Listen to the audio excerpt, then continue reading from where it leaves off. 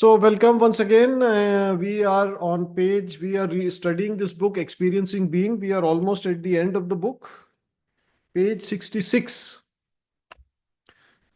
So, we had done up to Sutra, we had done the first four sutras the last time. And we had left on the point where I was discussing uh, why is this question may come in your mind or in our minds, that why is Master Choa so interested in government and this and that and so on. He's a spiritual guru, or he's a prani killing guru. He should talk about healing, he should talk about the soul. Why is he interested in this? But Master has always said that my students must be grounded in practicality. Also, I quoted to you the last time, in the Existence of God is Self-Evident book. He has said, I am quoting, there should be no separation between state and spirituality, which means what he's trying to tell us is the state should be guided by spiritual principles. Yeah. Let's move on. We are on Sutra number 5, page 66. If the system is defective, it forces people to become bad. Now, this is a tremendous insight from Master Chua. What he's telling us is that when the system means it can be the government, it can be a particular government agency, a particular government function. Now, if it is defective means if it is not working, you see, governments are supposed to work for the betterment of its citizens. If they are not, if they are unfair, if they are corrupt, if they are too slow, for example, in India, the justice system, the court system, they're very, very slow. Then what happens is it forces people to become bad. So what happens is that people start bypassing the system because the system doesn't work. So people find, ways around the system. And most often these methods are improper or unethical, or they can be harmful. So they may involve violence. Then might becomes right. Bribes can become the way of getting things done. Brokers will come in because they can peddle influence. They know somebody who can get the work done. So the broker, you go to the broker, you pay him money, he gets the work done. In India, if you are aware, a lot of godmen, people who claim to be, highly evolved souls, and sometimes they claim to be God incarnate. They come into place. And why people, you may think, why people are going to them? Because people find that the system doesn't work, and they somehow think maybe this guy can get me what I need. Yeah. Also, what happens is then people start avoiding good principles. Like, for example, I don't know if it is still the case, but some time back in India, the tenancy laws were very bad. Once somebody became your tenant, it was very difficult to get the person to vacate. So what happened is, or what used to happen, I don't know if it is still true, but I think it is by and large still true. People would invest in properties, but they would lock them up and just, not put them to use. So on the one hand, there was a shortage of properties. On the other hand, many, flats and buildings were just locked up, sitting vacant because, the system was broken. The system of tenancy was defective. So, and you see, when we say system is defective, again, you have to come to the previous four sutras. Essentially, when we say the system is defective, it is no longer following the universally accepted or the spiritual principles. For example, the golden rule, or for example, the principle of fairness, or the principle of equality, that all citizens are equal. Or, for example, the principle that the government is there to serve people, not to rule people. So instead, the government is working based on the self benefit of its the officers and the politicians and so on. So then that becomes a problem, and then you find that people are sort of, I mean, it's not that they are forced to, but that is what will happen. They will follow the wrong principles because the good principles are no longer working in the system. Okay, so let's go on. Sutra number 6, the last one on the page. Sometimes it is time to say enough. It is time to change. Sometimes we must say stop. Now, in this has to be read in the context of the previous sutras. So, when the systems are bad, when the systems are not working, when they are defective, then what Master is saying is the citizens must say, okay, enough, we must change. So that is how society changes. That is how, a nation, the rules and the method of governance of a nation will change. Either it will happen democratically, so people will vote out the previous government and get new people in the hope that they are better. Many times that does not happen, but yes, at least that is the hope. Or there will be a revolution, so you may be aware in history there have been many revolutions, there have been overthrows. Yeah, so that will happen. Again, a reminder, this in this book on page 13, Master has talked about that the state and spirituality, there should be no separation. They should work hand in hand. All right, let's go on. Next page, Sutra number 1. One should not give in to racism or bigotry. Bigotry, the root word is bigot, Bigot. So, if you look at the dictionary, what it says is it means a person who is obsessed or fixed on his own ideas or own beliefs, very closed-minded, and not only that, tries to impose on others. So, what Master Choa, he uses a very nice word for it. He calls them, this person has calcified thoughts. Understand? Calcified, they have become hardened. Now the person resists change. He doesn't look at some other aspect of the truth. Just believes that his own way is the only way. His belief, his understanding is the only understanding. Now, this is a very, very big problem. Why? Because it stops your spiritual development. Also, it usually leads to very bad karma. You see, when if you look at racism, for example, you know, basically when we say racism or bigotry, what it means is you have this fixed idea that person with this background is necessarily dishonest, for example, or is likely to steal things, or likely to do this or do that. So you deal with that person accordingly. Now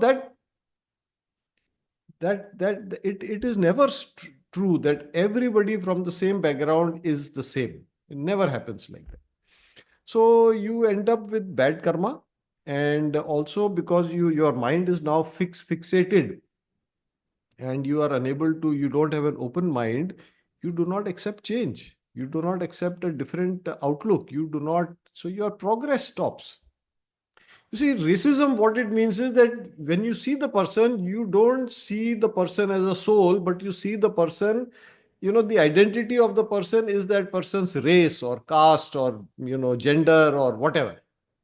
So that is not good. That is a very unspiritual approach to people.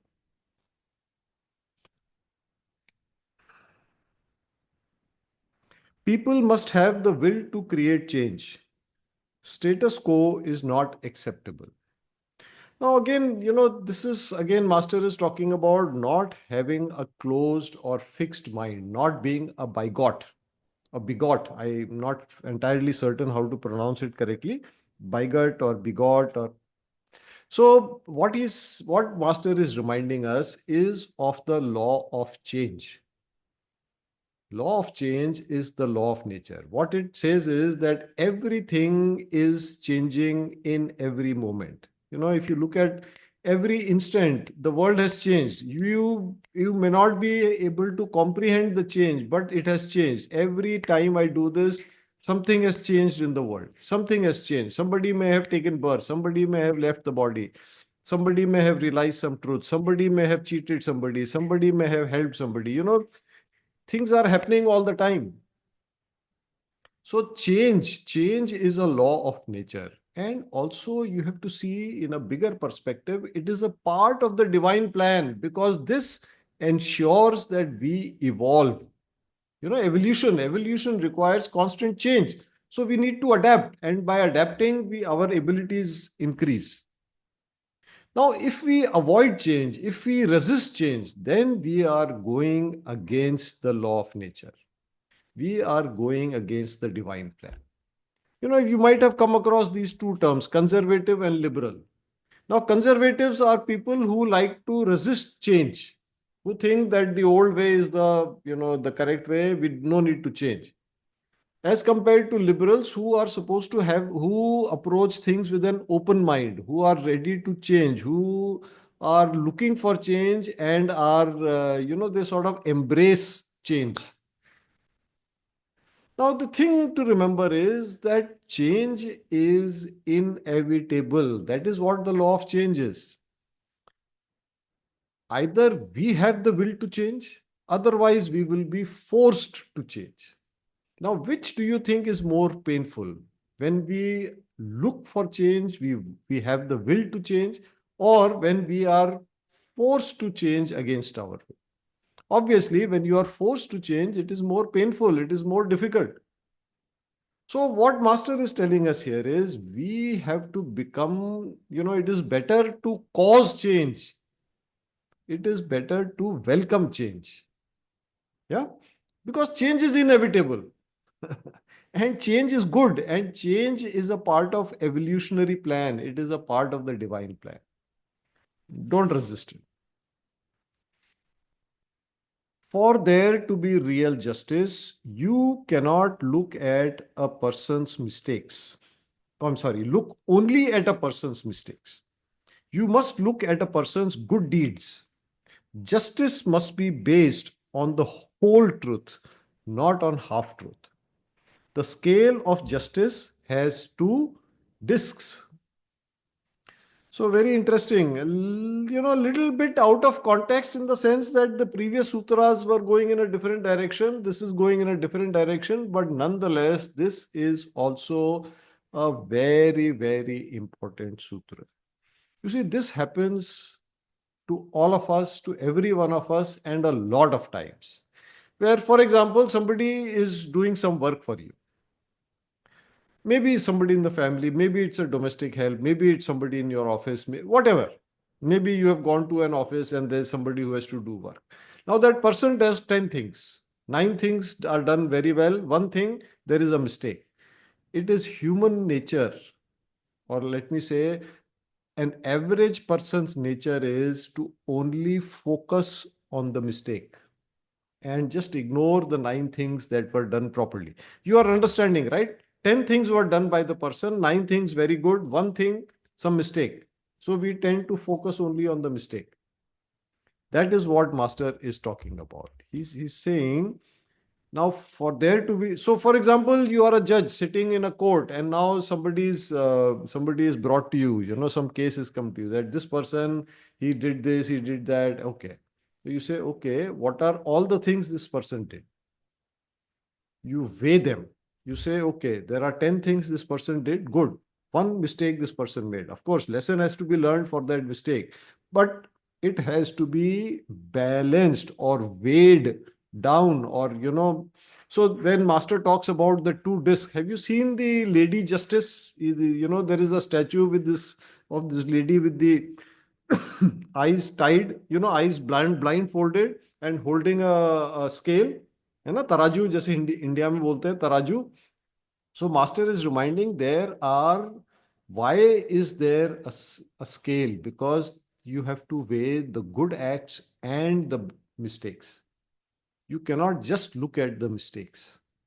There has to be balance. And if you incorporate this in life, you will find that your work will happen more smoothly, your relationships will improve, because this is what happens in relationships. Any relationship, maybe brother, sister, sibling or parent or child or husband, spouse or whatever, we tend to focus only on the weaknesses, only on the mistakes the other person has done.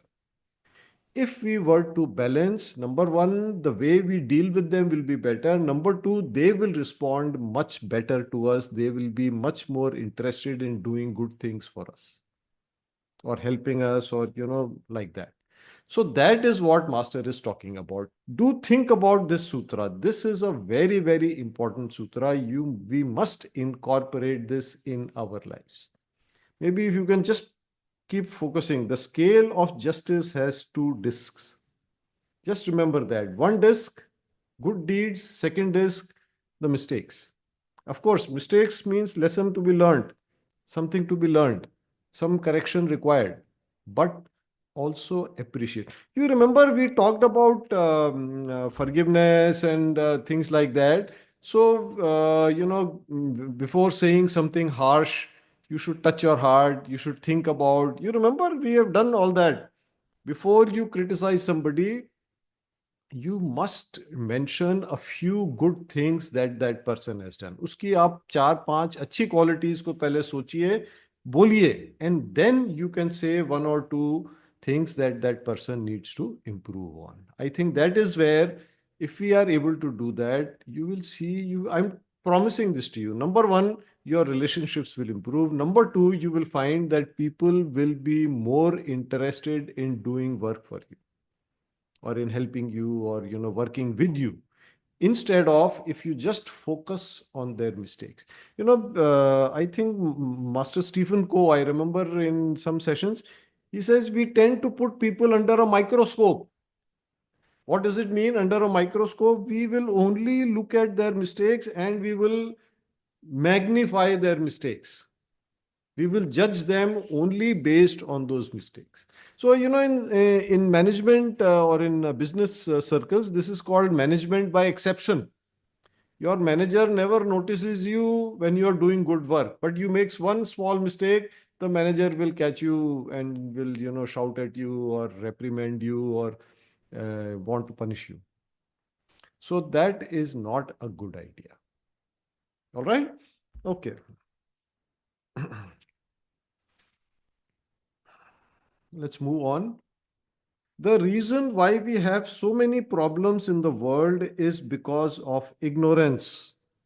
Because of ignorance, the masses can easily be manipulated by false leaders and teachers. So true, so true. And why do we have ignorance? Because of mental laziness. Mental laziness is the most common and the most dangerous laziness, especially in today's world, where there is so much of information, and a lot of that information is misinformation or disinformation. Where truths, there is so much information is there about everything. You just on your phone, you can get information about anything, everything. But then what is happening also, it is being distorted, it is being misrepresented, it is being corrupted, it is being, AI is now being used to create false speeches and false videos and so on. So social media makes things available, makes information available, but it also enables misinformation and disinformation, because there is no authenticity. Social media, like you read a newspaper, the newspaper publisher is bound by law, and if he makes a mistake, he is bound to publish a correction, and you can prosecute the person, you can take the person to court if the person publishes something false, which is, let's say, causing you harm, and which is false. But you can't do that in social media. Social media has no authenticity. So it takes an effort. What you see on social media, it takes effort to verify or validate. And unfortunately, this is where laziness comes in. And this laziness leads to ignorance. And this ignorance leads in turn to people being manipulated by our leaders and teachers. So many fake gurus, so many fake leaders who will claim to have your benefit at their heart, but really they are just there to use you to gain power. Yeah. So this is where I think we need to practice mental industriousness, especially with regard to social media. Okay, we have gone above beyond the time. I think we will stop here.